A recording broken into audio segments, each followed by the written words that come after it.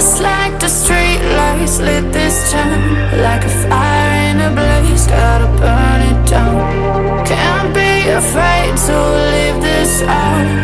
We got this far, don't know how. I see danger in your eyes.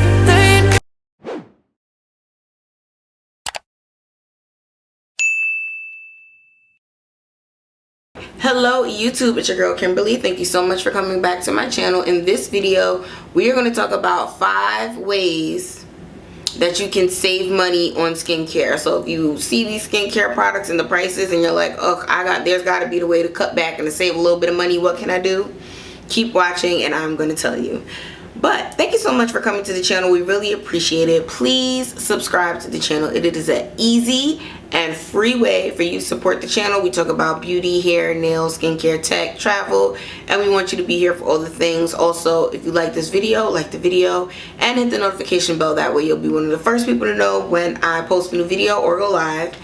And let's get into it. So how to save on skincare. Skincare can be very expensive. It can add up very quickly. It's funny, even at the drugstore, people try to automatically assume like, oh, drugstore's cheap. But yeah, one thing at the drugstore might be cheap. But once you get your cleanser, toner, eye cream, treatment, serum, and moisturizer and SPF, if each one of those things are $20, we're out of the cheap range, you know? Like, cheap is gone. Even if each one of those things are $10, you know, it starts to add up. So you want to look for those savings. So one thing that I didn't actually even put on my list, which is an asterisk, which is something you should be doing no matter when you shop, is looking for the deals.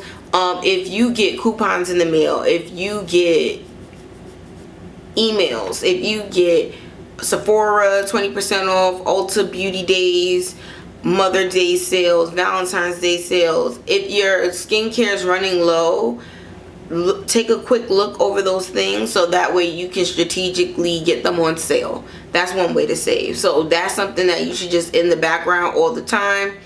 You know, in the morning when you put the little toner on the pad, you know, look at the bottle to see how much is in there, so that way you won't be caught off guard when it does run out. And then as you're looking over those scales and skimming, you can be aware that, okay, I need to re-up on something and this sale is here, so then let me get it. So that is like an asterisk. You should be doing that all the time. Also, if there's a brand where you use a lot of their stuff, sign up for the emails from that brand's website, because they might have a sale that's different than the Sephora sale or the Ulta sales. A lot of the companies will do their own family and friends 30% off the week before Sephora. So you don't want to miss out on those. So sign up if there's a brand where you use a lot of their products, or if you just are okay with getting a lot of emails. But let's get into the list. Number 1, buy the value size of your beauty staples. If there's a product that no matter what, this is the serum you use, nothing's going to change that because it makes your skin look great and you love it. Get that serum in the larger size, and you'll find that when you calculate the price per ounce, it's a better deal to get that big value size, especially if you know that you're going to use it and you're not going to switch it up. Now, if you're a person who's like, ooh, every time a new vitamin C serum comes out, I want to be the one to try it and to see if it works for me, then don't do this. But if there's a product where you're like, this is the only cleanser I will ever use for the rest of my life, get the value size. It usually ends up being a deal. That is not the case for the travel sizes. The travel sizes are usually a scam. Fill up your own travel size at home. But the value sizes are usually a deal. So that's one way where you could save money. Value size of a product that you know you're going to use and that you use all the time. Next is splurge on treatment products. So you're going to save money by spending less money on the products that don't necessarily either stay on your face for a long time, or you need to spend a lot of money to get a good version. For a lot of these actives and serums and stuff like that, even with like the drugstore brands, when you look at the ordinary products, the products that tend to be the $15, $20 ones are the ones that are going to have a high percentage of those active acids. And then the things that are like $5, $6, it will say vitamin C, but when you see the ascorbic acid and how low it is on the list, it's not that much.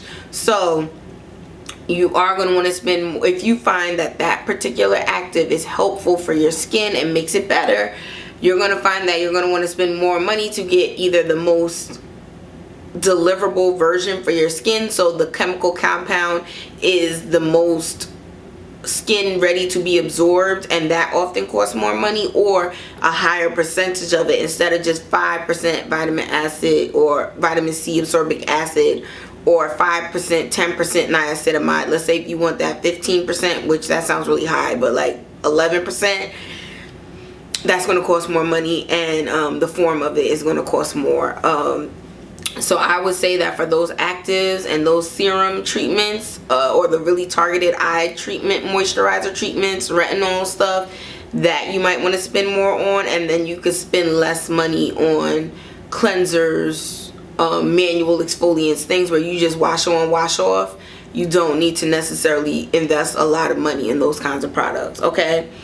Number 3, try actives at the drugstore first and then get the more expensive one. So the way that we just said, you want to splurge on those serums that do the most for your skin. How are you going to find out which serum does the most for your skin? You're going to buy the drugstore version that's the most highly rated of that serum. You're going to try it first, see if you have an allergic reaction, see if your skin goes crazy, and if your skin looks great and you see it's doing positive things for your skin, then you're gonna then go invest in the more expensive one if you want. You can also keep going with that drugstore one that's working, but I say this because especially somebody with sensitive skin, there's a lot of acids where it's just like off bat, my skin doesn't like retinol all the time. So I went, and thankfully I didn't buy it, it was a free like gift with purchase of the Kiehl's retinol, and my skin went crazy, and I was like, oh good. Imagine if I would have just went and spent the 40, 50, 60, 80, $100 to get the actual real one, and then my skin would have been crazy and I would have been trying to return it. So because you can return open makeup and skincare at Sephora and Ulta. So in order to skip that, what I really should have done was perhaps, well, that was a free thing, so that was different, but I should have purchased a low-cost retinol at the drugstore, started trying with that first, and then when my skin would have had the reaction to that, I would have known, okay, don't go on to the high-end ones. So that's one way you can save money. Like I said, you can return the other ones, but technically you spent your money and you only have a window to return it. So if you're still testing it out and you don't know whether or not this is the one product that's causing your skin to have a reaction, start with the drugstore level. Number 4, don't rush to buy these beauty tools. Lord, I've been through the Clarisonic brush, the Foreo, the scrubbing little manual tool brushes. A lot of these skincare tools don't do what they say they're supposed to do, or they're not necessary. People have gorgeous skin and wash their face with their hands every day. Like, you don't necessarily need every tool. So wait a while, see how people use it, how it plays out. If 6 months from now you feel like, okay, you still want to try it or whatever, then maybe get it, and try to get it on sale. But I find that a lot of these tools, it's a here today, gone tomorrow, and they don't even say what they're supposed to do. Some of the tools like the LED mask and stuff like that are tried and true, and people have a lot of experience using them and they've stayed for years. But other stuff, ask how many people still using the Clarisonic brush. Like, not many. You know why? Because we didn't need it. But they were cute though. It was fun and distracting for a little bit, but them things was adding up quickly, baby. Last but not least, no product graveyard. So if you are a part of the hair YouTube social media community, there was a big time when people were building up these what we call product graveyards. You basically get every new product so you could try it and say, oh, this is the new thing, and I tried it. And what happens is you don't end up finishing the bottle before you buy another version of the same thing that's new. So let me give you an example. Everyone's coming out with these SPF skin tints.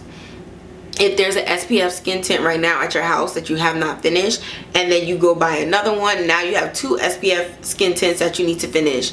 And then a third one comes out, and are you going to go buy that SPF skin tint? And next thing you know, you have all these products that you never use. Makeup expires. It does not live forever. It starts to separate. It starts to get goopy and smell bad, and then you can't even use it. And now instead of just having one skin tint that you could have bought, finished, used, and completed, you now have 3 bottles of skin tint. One that's expired, one that's on its way, and the new one that you just got. So definitely a way to save money is to not buy everything. You will see that these things come out on a cyclical pattern. when it's spring, we get the light wear foundations and the bright lip products and the bright neon springtimey makeup. For the winter, we're gonna get the thick, full coverage matte foundations. If there's a certain kind of product that you like to stock up on, know that that season's coming and brace yourself. And for the other times, just if you got one, try to finish it, because you do not want to have all this makeup at your house collecting dust. Like I said, it expires and you can't use it forever. Alright, so thank you so much for coming to this video. I hope these tips helped you save money.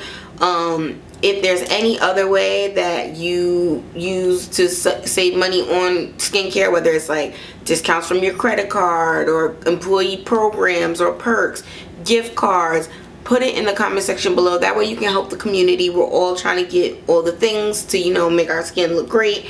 And if you have a way for us to save money doing it, please let us know. Alright, so thank you so much for taking the time to watch this video, and I'll see you in the next one. Bye. Just like the street lights lit this town,